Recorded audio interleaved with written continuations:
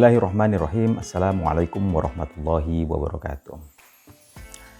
Kalau kita ditanya, manusia itu terbuat dari apa sih? Pasti sebagian besar kita mengatakan manusia itu dibuat dari tanah atau dibuat dari mineral bumi. Itu ada benarnya karena Allah sendiri di dalam Al-Quran mengatakan bahwasanya manusia diciptakan dari tin atau tanah. Tapi itu separuh benar. Kenapa?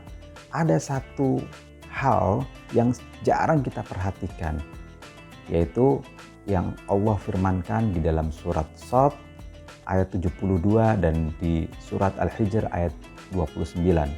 Allah mengatakan, A'udzubillahi minasyaitonirrajim, fa idza sawaituhu wa nafakhtu mir ruhi faqa'u lahu sajidin. Allah mengatakan kepada para malaikat, dan ketika aku sudah membentuk fisiknya, maka aku meniupkan ruhku kepada manusia.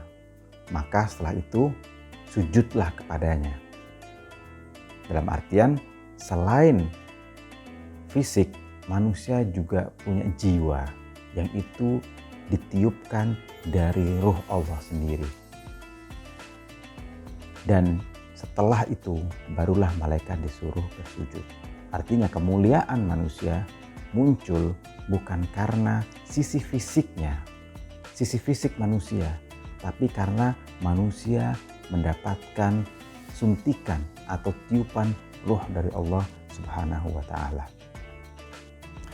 Jadi ada dua elemen dalam diri manusia.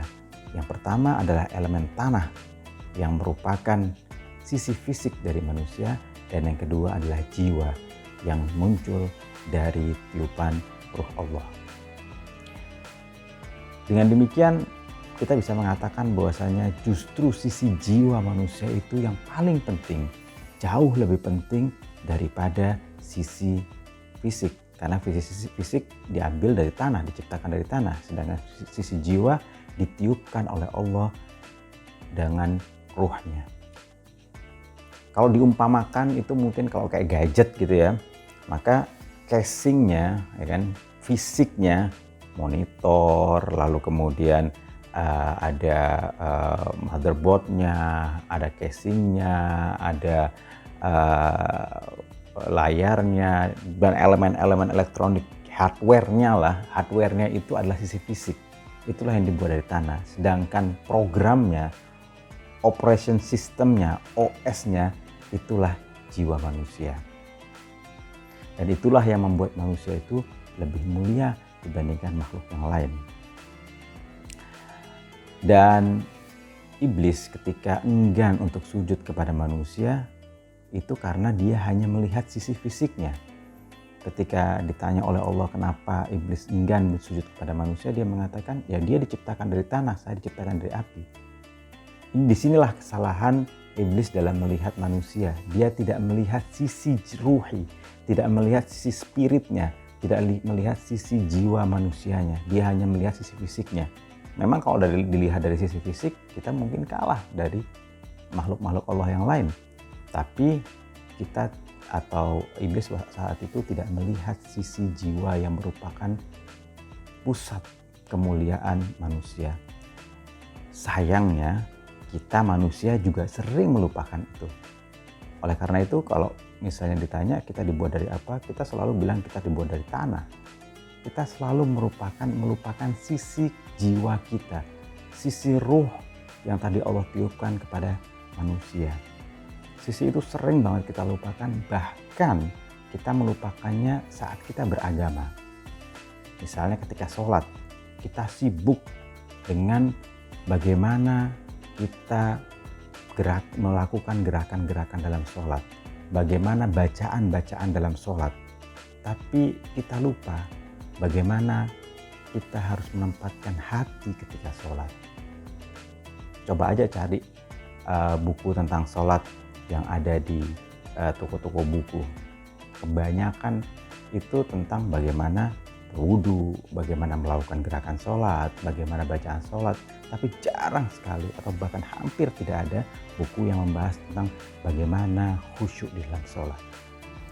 Ketika kita puasa, kita sibuk tentang bagaimana menahan haus, bagaimana tidak makan, bagaimana tidak minum, tapi kita lupa untuk menahan emosi. Ketika berzakat misalnya, kita sibuk tentang bagaimana sih menghitung besaran harta yang harus dizakatkan, berapa besar harta yang harus dizakatkan, berapa persen dan segala macam. Tapi kita lupa untuk menghitung berapa besar empati yang harus kita berikan kepada orang-orang di sekitar kita.